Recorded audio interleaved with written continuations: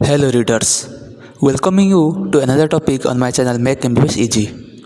Today's topic is about emergency injections, or it is also called as emergency medicines that are being used to treat some medical conditions.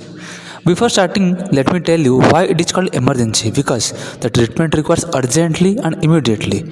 So why injections? Why not tablets or something else? Because injections can act rapidly as compared to tablets and other routes. Injection routes like intravenous, intramuscular, subcutaneous injections. So, injections plays vital role in stabilizing and treating diseases as early as possible. So the disclaimer is do not use any injections by your own. Use this as prescribed by a registered practitioner, as side effects and risks are there. So due to high risk, do not use any medicines without prescription. So let's start to know about saving lives, emergency injections. At first, we have injection atropine. Atropine injection, it is a muscarinic acetylcholine receptor antagonist. That means it works by blocking the muscarinic receptor present in different parts of the body. So what is muscarinic? See, acetylcholine is a neurotransmitter जो कि अपना brain functioning में काम में आता है और ये कि बॉडी के जो सीक्रेशन वगैरह होते हैं उसको प्रमोट करता है। एसिटाइलकोलिन का एक रिसेप्टर होता है मस्कारिनिक, तो ये एट्रोपिन है, ये मस्कारिनिक रिसेप्टर को ब्लॉक करता है। तो ये करता क्या है? It inhibits salivation, inhibits secretions, and it increases cardiac output. So it is used in bradycardia. So what are the functions and what are the uses of atropine? Atropine is a drug of choice for OP poisoning, organophosphate poisoning. It can be used as a pre-anesthetic and pre-operative medications. Dose is 0.5 to 1 milligram, and the route of administration of drug is mainly intravenous, but can be given as IM and subcutaneous if needed. Next is injection furosemide. Furosemide is also known as furosemide or Lasix. What is furosemide? It is a loop diuretic, potent loop diuretic. मतलब ये जो furosemide drug है ये kidney के problem related जो disease वगैरह होता है उसमें हम यूज़ करते हैं। ये काम कैसे करता है?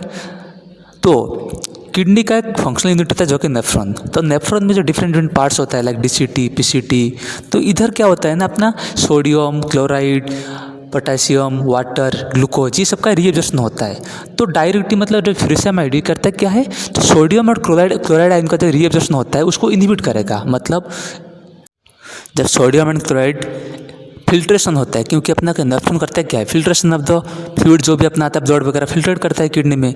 तो जब सोडियम एंड क्लोराइड को वो फिल्ट्रेट नहीं करेगा, वो सीधा क्या करेगा, एक्सक्रीट कर देगा। फिल्ट्रेट करने के बाद एक्सक्रीट कर देगा, रीएब्जॉर्प्शन नहीं होगा। तो फ्यूरोसेमाइड करता क्या है, सोडियम एंड क्लोराइड का रीएब्जॉर्प्शन को इनहिबिट करता है। तो यूज कहाँ का करते हैं? Oedema, hypertension, pulmonary oedema, heart failure, liver cirrhosis and for increase cardiac output, sorry urinary output. तो इसका नेक्स्ट इंजेक्शन डिजॉक्सिन, ये हार्ट कंडीशन में यूज किया जाता है। ये कार्डियोग्लाइकोसाइड ड्रग है जो हार्ट के मायोकार्डियल सेल्स, हार्ट के जो मायोकार्डियल सेल्स होते हैं उधर जो सोडियम पोटेशियम एटीपेज पंप होता है उसको इनहिबिट करेगा, जिससे क्या होगा, कैल्शियम का जो इन्फ्लक्स होगा और सोडियम पोटेशियम पंप के थ्रू। देखिए अपना पंप सिस्टम होता है हर सेल्स में, जैसे कि सोडियम पोटेशियम एटीपेज या फिर सोडियम के साथ कैल्शियम के साथ होता है। तो जो मायोकार्डियल सेल्स में मोस्ट कॉमनली क्या होता है ना, सोडियम पोटेशियम एटीपेज पंप होता है। ठीक है, अब जो अपना डिजॉक्सिन है वो उस पंप को इनहिबिट करेगा। ठीक है, तो उसके थ्रू मतलब कि जितने सेल्स वगैरह है अपना आयन से, इलेक्ट्रोलाइट से वो ट्रांसपोर्ट नहीं होगा। तो किसके थ्रू, किसी एक के थ्रू तो होगा ना। तो सोडियम पोटेशियम अगर ब्लॉक होगा तो कैल्शियम जो चैनल होता है वो वाले खुल जाता है, तो सोडियम पोटेशियम वाला बंद हो जाता है और सोडियम कैल्शियम वाला पंप खुल जाता है, जिससे क्या होगा, कैल्शियम का इन्फ्लक्स होगा, कैल्शियम सेल्स के अंदर जाएगा। तो इससे क्या होगा, जो अपना कंट्रक्शन है मसल का कंट्रक्शन से ये अपना बढ़ेगा। तो कंट्रक्शन बढ़ेगा तो हार्ट रेट वगैरह बढ़ेगा। तो इसीलिए इसका जो यूज होता है, इरेगुलर हार्ट बीट, देन अपना fibrillation, arterial fibrillation, heart failure, supraventricular tachycardia, ये सब में यूज किया जाता है। डोज होता है इसका 0.5 मिलीग्राम पर 2 ml, IV डोज होता है इसका। इंजेक्शन नोराइड और नॉर एड्रेनालिन, ये कैटेकोलामाइन ड्रग है। मतलब ये भी एक न्यूरोट्रांसमीटर है जो कि पेरिफेरल वैसोकंस्ट्रिक्टर नाम में बोला जाता है। पेरिफेरल वैसोकंस्ट्रिक्टर मतलब वैस्कुलर कंट्रक्शन कराएगा पेरिफेरल सेल्स में, जिससे क्या होता है ना, हार्ट रेट इंक्रीज होगा, बाय इंक्रीजिंग कॉन्ट्रैक्टिलिटी। सी ये करता क्या है, वैसोकंस्ट्रिक्शन करेगा। कंस्ट्रिक्शन करेगा मतलब क्या, वैस्कुलर कंस्ट्रिक्शन करके अपना कॉन्ट्रैक्टिबिलिटी हार्ट मसल सेल्स का बढ़ाएगा, जिससे क्या होगा, हार्ट रेट बढ़ेगा। तो कंट्रैक्शन बढ़ेगा तो उसे यूज कहाँ कहाँ किया जाता है, हाइपरटेंशन। हाइपरटेंशन मतलब लो बीपी, लो मतलब वेरी लो। नॉर्मल बीपी अपना कितना होता है 120/80, वेरी लो मतलब ऑलमोस्ट 80/60 और 70/40-50। ये जब अपना सिस्टोलिक डायस्टोलिक का जो मेजरमेंट होता है वो हाइपरटेंशन कहा जाता है। उधर हम डिजक्शन यूज़ करते हैं। और कहाँ का यूज़ करते हैं, सॉरी नॉराड्रेनालिन यूज़ कर सकते हैं। और कहाँ का यूज़ करते हैं हम, like cardiogenic shock, septic shock, sepsis, तो ये सब जगह हम यूज़ करते हैं। Then comes injection phenytoin. ये एक एंटी कन्वल्सन ड्रग है, मतलब सीजर कंडीशंस में यूज़ किया जाता है। अगर कोई फेंटिंग कर रहा है, मतलब अगर कन्वल्सन्स वगैरह उसको होते हैं, कन्वल्सिव अटैक उसको आते हैं, तो उधर हम इसको यूज़ करते हैं फेनिटोइन इंजेक्शन। तो इसको ऐसे डायरेक्टली यूज़ नहीं करते इंजेक्शन, मतलब डायरेक्टली ऐसे आईवी या फिर आईएम नहीं देते, तो इसको नॉर्मल सैलाइन के साथ ऐड करके दिया जाता है। तो कितना अमाउंट में देखे वो डिपेंड करता है अपना नंबर ऑफ सीजर अटैक कितना होता है, पीरियड ऑफ अटैक मतलब कितने देर तक कन्वल्सन रहता है, तो उस पर ये डिपेंड करता है कि कितना फेनिटोइन यूज़ करना है और क्या देना है। तो इसका कुछ पर्टिकुलर नहीं होता। नॉर्मल अपना क्या है 50 ml पर 2 मिलीग्राम ये जो होता है एम्पल फॉर्म में आता है, उधर वो वाले यूज़ करते हैं। ठीक है, तो ये अपना नंबर ऑफ सीजर अटैक और पीरियड ऑफ अटैक उस पर डिपेंड करता है डोज कितना देते हैं। तो यूज़ कहाँ कहाँ होता है, मोस्टली अपना seizure attack like status epilepticus, convulsive, then TBI, traumatic brain injury, and can be used as a prophylaxis also. Injection diazepam, ये एक बेंजोडाइजेपिन ड्रग है जिसमें anticonvulsant, anxiolytic, sedative and muscle relaxant properties होते हैं। तो ये भी एक ड्रग है जो सीजर अटैक में यूज किया जाता है, जैसे कि conditions like status epilepticus and also used in alcohol withdrawal toxicity. लेकिन जो डाइजेपाम है उसका मेन रोल किधर यूज किया जाता है, मेन रोल होता है स्लीप के लिए।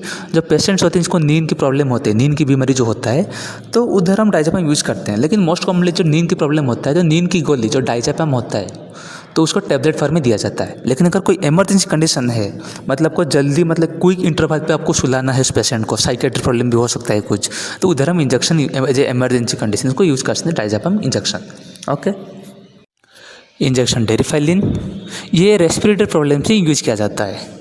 लेकिन जो डेरिफाइलिन होता है तो ये कॉम्बिनेशन फॉर्म में होता है एक्चुअली। इटोफाइलिन और थियोफाइलिन ये जो ड्रग होता है, इन दोनों के कॉम्बिनेशन से डेरिफाइलिन बनता है। तो इटोफाइलिन थियोफाइलिन है क्या, ये ब्रोंकोडायलेटर्स हैं। ब्रोंकोडायलेटर मतलब जो ब्रोंकाई वगैरह होता है, अपना जो रेस्पिरेटरी सिस्टम, लंग्स के अंदर जो ब्रोंकाई वगैरह होता है, ब्रोंकाई अल्वेओली, तो उधर ये डायलेट करने में हेल्प करता है। तो इसका यूज़ कहाँ करते हैं, डिस्पनिया मतलब डिफिकल्टी इन ब्रीदिंग, सांस लेने की जो प्रॉब्लम होता है, अगर किसी को तकलीफ होता है तो उधर हम डेरिफाइलिन यूज़ कर सकते हैं। और कहाँ यूज़ करते हैं, asthma conditions, chronic bronchitis, COPD, ये सब कंडीशंस में यूज़ किया जाता है। IV रूट में देते हैं और जो एम्पल फॉर्म में ये रहता है, मतलब ड्रग जो होता है वो एम्पल फॉर्म में मिलता है। Injection KCl, injection potassium chloride. ये पोटेशियम क्लोराइड मतलब क्या है, ऑब्वियसली इलेक्ट्रोलाइट ड्रग है। तो जो इलेक्ट्रोलाइट प्रॉब्लम होता है, इलेक्ट्रोलाइट डेफिशिएंसी या फिर इलेक्ट्रोलाइट प्रॉब्लम कुछ भी हो सकता है, तो उसको ट्रीट करने के लिए यूज़ किया जाता है। तो ये एक IV इन्फ्यूजन ड्रग होता है जो डायरेक्टली नहीं दिया जाता है, मतलब ये जो इंजेक्शन KCl है इसको भी डायरेक्टली नहीं दे सकते, इसको NS के साथ, नॉर्मल सैलाइन के साथ ऐड करके दिया जाता है। तो इसका वही डोज कितना देना है वो कंडीशन पे डिपेंड करता है। तो ये पोटेशियम मतलब क्या, ऑब्वियसली पोटेशियम का डेफिशिएंसी हो सकता है, तो ये कहाँ यूज़ किया जाता है, हाइपोकैलेमिया मतलब पोटेशियम की कमी, और कहाँ का डायबिटिक कीटोएसिडोसिस, हाइपोरोस्मर हाइपरग्लाइसीमिया, टिटानी जो कि हाइपोकैलेमिया की वजह से होता है।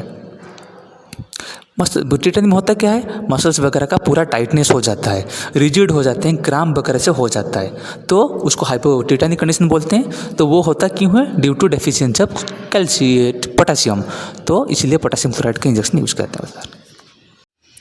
कैल्शियम ग्लूकोनेट इंजेक्शन, ये भी इलेक्ट्रोलाइट प्रॉब्लम में यूज़ किया जाता है। तो ये काम कैसे करता है, कैल्शियम का जो लेवल होता है ब्लड में वो इंक्रीज करा के या फिर एक्सेसिव जो मैग्नीशियम और पोटेशियम होता है तो उसके साथ बाइंड करके जो कैल्शियम की कमी होता है उसको वो ठीक करता है। कैल्शियम ग्लूकोनेट मतलब क्या, कैल्शियम दिया जा रहा है तो मतलब ऑब्वियसली कैल्शियम की डेफिशिएंसी कंडीशन होगा, तो उधर हम कैल्शियम क्लोराइड यूज़ करेंगे। तो काम कैसे करता है, आइदर कैल्शियम लेवल को बढ़ाएगा ब्लड में या फिर मैग्नीशियम एंड पोटेशियम के साथ बाइंड करके कैल्शियम लेवल के अमाउंट को बढ़ाएगा। ओके, तो कहाँ कहाँ यूज़ करते हैं? Conditions like hypocalcaemia followed by treatment of hypoparathyroidism. अब हाइपोकैल्सीमिया मतलब हाइपोपैराथायरॉयडिज्म जरूर रहेगा। बर्न केसेस, बर्न में इलेक्ट्रोलाइट वगैरह का डेफिशिएंसी होता है तो उधर यूज़ करते हैं।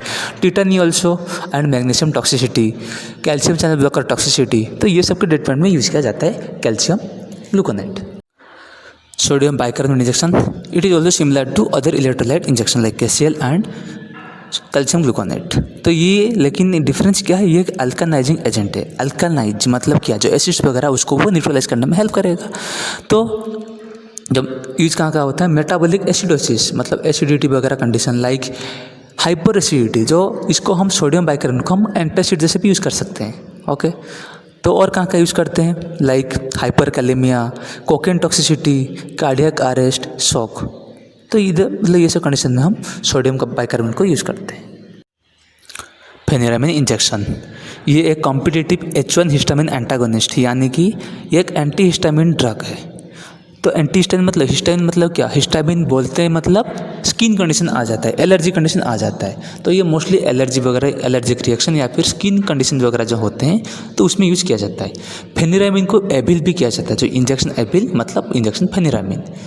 तो कहाँ कहाँ देते हैं? टू ट्रीट एलर्जिक रिएक्शन या फिर skin conditions, other uses are in respiratory problems,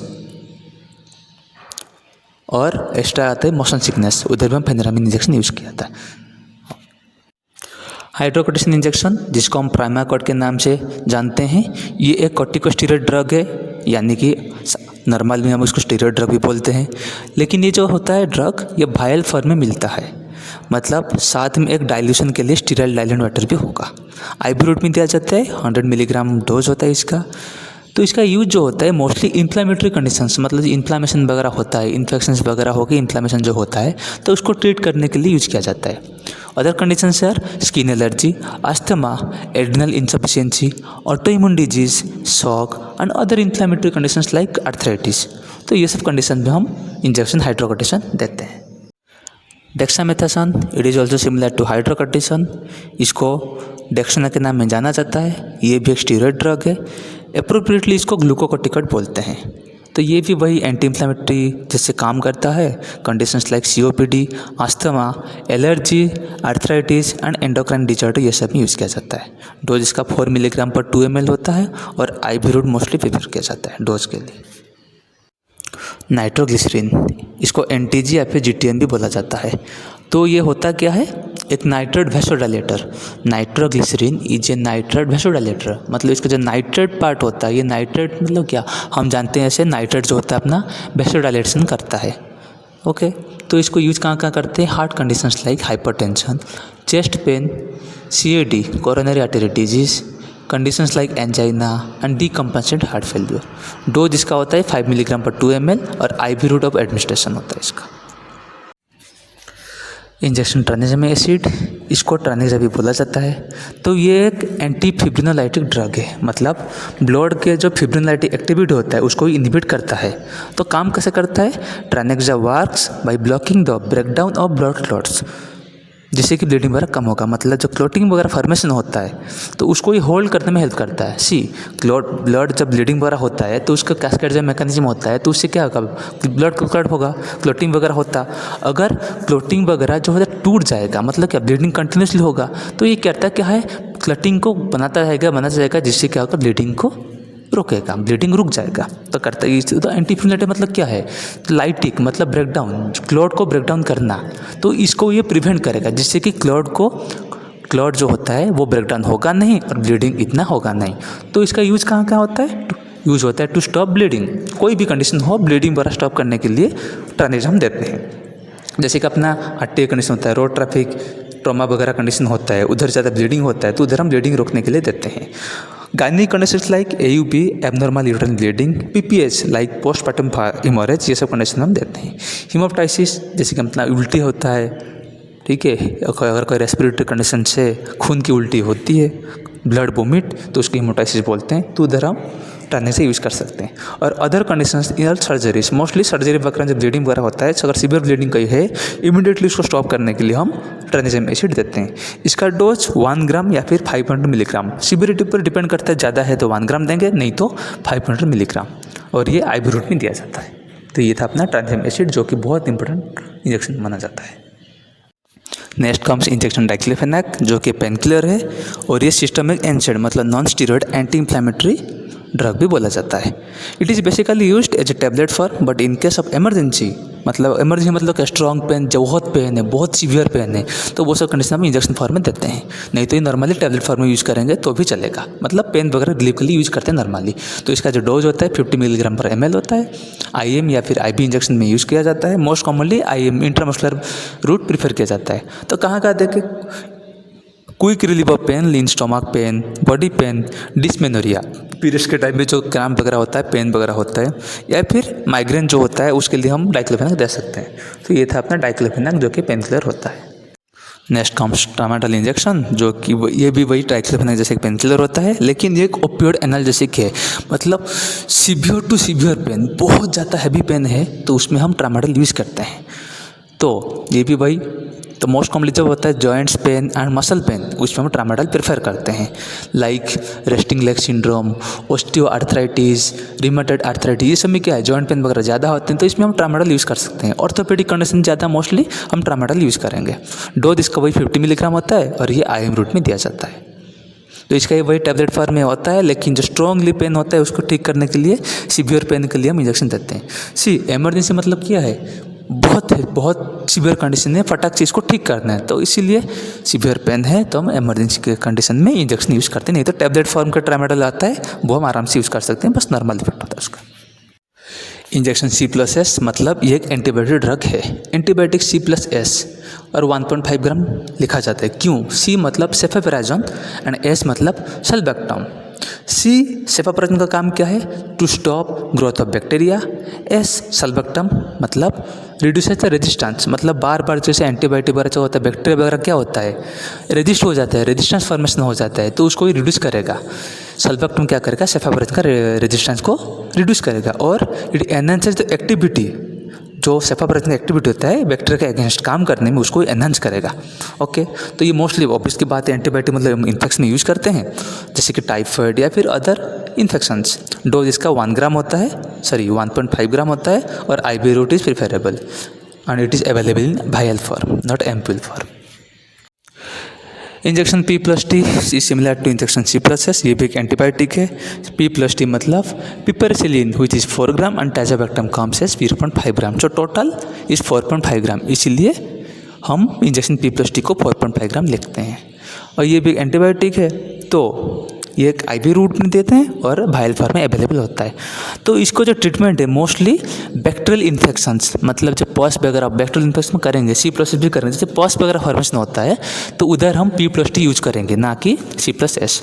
तो और क्या क्या कंडीशन, जैसे कि मतलब इन्फ्लेमेटरी कंडीशंस और infection conditions like bacteria, cellulitis, respiratory tract infection, urinary tract infection, tonsillitis, tonsil का इन्फेक्शन, साइनोसाइटिस, साइनस का infection and wound infections and bone conditions, ये सब में हम P+T इंजेक्शन यूज़ करते हैं। Next is our injection ceftriaxone, ये भी एक एंटीबायोटिक ड्रग है, लेकिन only difference it is an broad spectrum 3rd generation cephalosporin antibiotic. तो ये बैक्टीरियासाइडल एक्टिविटीज़ कराता है, मतलब जब बैक्टीरियासाइडल ड्रग होता है मतलब मारने के लिए बैक्टीरिया वगैरह को, तो ये सेफ्ट्राक्जोन यूज़ करते हैं। डोज इसका भी 1 ग्राम होता है और IV रूट में देते हैं, वायल फॉर्म में अवेलेबल होता है। मोस्टली जो ओपन वुंड होता है तो वो सब में हम सेफ्ट्राक्जोन यूज़ करते हैं। इन्फेक्शन कंडीशन से बहुत सारे तरीके में होते हैं, तो उसमें हम P+T, C+S या फिर बाकी कोई एंटीबायोटिक यूज़ करते हैं। लेकिन अगर ओपन वुंड है, कोई इंजरी कंडीशन है, ओपन वुंड है, तो उसमें हम सेफ्ट्राक्जोन इंजेक्शन यूज़ करेंगे। या फिर हम सर्जिकल प्रोफाइलैक्सिस, मतलब कि सर्जरी वगैरह ऑब्वियसली उसको हम स्किन काटेंगे, मतलब वो भी ओपन वुंड हो गया। ओपन वुंड मतलब क्या है, स्किन का कटना, लेसरेशन, एब्रेजन, ये अपना ओपन वुंड बोला जाता है। कोई भी इन्फेक्शन उससे हो सकता है, तो इसलिए सर्जिकल प्रोफाइलैक्सिस में सेफ्ट्राक्जोन हम यूज़ करते हैं। देन कम्स इंजेक्शन पेंटोप्राजोल, इसको हम पेंटोप 40 के नाम से जानते हैं। ये बहुत कॉमन ड्रग है। क्यों? इसको टैबलेट हो या इंजेक्शन हो, हर जगह इसको हर चीज़ में यूज़ किया जाता है। तो क्यों किया जाता है, ये होता क्या है, पेंटोप्राजोल 40 मतलब पेंटोप्राजोल ड्रग होता है, ये PPI मतलब प्रोटॉन पंप इनहिबिटर। काम क्या करता है, जो गैस्ट्राइटिस वगैरह होता है, गैस फॉर्मेशन होता है, उधर हम यूज करते हैं। ओके। तो इसका जो डोज होता है 40 मिलीग्राम होता है, इसीलिए इसको फेंटो 40 भी बोला जाता है। और ये आईवी फॉर्म में आईवी रूट में दिया जाता है और वायल फॉर्म में मिलता है। तो कहाँ कहाँ यूज़ करते हैं, जैसे कि अपना गैस्ट्राइटिस हो गया, गैस प्रॉब्लम से हो रहा है स्टोमक में, उधर हम यूज़ करते हैं। GERD या फिर JES, ज़ोलिंगर एलिसन सिंड्रोम, और GERD मतलब गैस्ट्रोएसोफेगल रिफ्लक्स डिजीज। तो मेन चीज़ पेंटोप्राजोल इतना अपना इसको कॉमन ड्रग क्यों कहते हैं, कहाँ कहाँ यूज़ करते हैं, क्यों यूज़ करते हैं। जैसे अपना एक साथ अगर कोई भी कंडीशन हो, अगर हम एक साथ 5-6 ड्रग खाते हैं, 5-6 टैबलेट खाते हैं, तो क्रोनिकली अगर यूज़ करते हैं तो उससे क्या होगा ना, साइड इफेक्ट के कारण अपना गैस्ट्राइटिस वगैरह हो सकता है। उधर हम पेंटोप्राजोल खाना चाहिए। या फिर जो मैंडेटरी क्या होता है, जो एंटीबायोटिक्स खाते हैं ना, एंटीबायोटिक का एडवर्स इफेक्ट होता है कि गैस्ट्राइटिस, तो उधर हम इसीलिए कोई भी एंटीबायोटिक खाते हैं उसके साथ हमको पेंटोप्राजोल हो या फिर अदर कोई भी PPI ड्रग हो, जैसे कि अपना रेविप्राजोल हो कि ओमेप्राजोल हो, ये सब खाना चाहिए। तो ये अपना था पेंटोप्राजोल इंजेक्शन का यूज, कहाँ कहाँ यूज़ करते हैं, क्यों खाते हैं। Last is injection ondansetron. ये एक एंटी इन्फ्लेमेटरी ड्रग है जिसमें कि 5-HT सेरोटोनिन रिसेप्टर एंटागोनिस्ट उसको बोला जाता है। तो ऑन्टानसेट्रोन एंटी इन्फ्लेमेटरी क्यों जाता है, क्योंकि ये अपना मोस्टली यूज टू स्टॉप और प्रिवेंट नोजिया एंड वोमिटिंग, उल्टी वगैरह जो होता है या फिर उल्टी आने का एहसास, जिसको नोजिया बोलते हैं, तो उसको प्रिवेंट करने के लिए ऑन्टानसेट्रोन यूज़ करते हैं। इसका जो डोज है 2 मिलीग्राम होता है, IM रूट में दिया जाता है। तो 2 मिलीग्राम होता है इसका डोज, इसको हम मैक्सिमम 8 मिलीग्राम तक एक्सटेंड कर सकते हैं। अगर सीवियरिटी है, ज़्यादा वोमिटिंग हो रहा है, तो उस कंडीशन में यूज़ कर सकते हैं। तो मोस्टली इसको तो इसलिए इसको अगर वोमिटिंग वगैरह है तो 3 टाइम्स ए डे या फिर क्विक सक्शन में हम यूज़ कर सकते हैं कि ज़्यादा डोज में से 8 मिलीग्राम। तो ये अपना था ऑन्टानसेट्रोन का use. So that's all for today's guys. That's the end of the video. All liver emergency injections. If you have any doubt regarding any of these drugs, you can ask in comment sections. And don't forget to like, share the video and subscribe the channel. Thank you for watching. Make a CG. Keep visiting our channel and keep watching. Thank you all.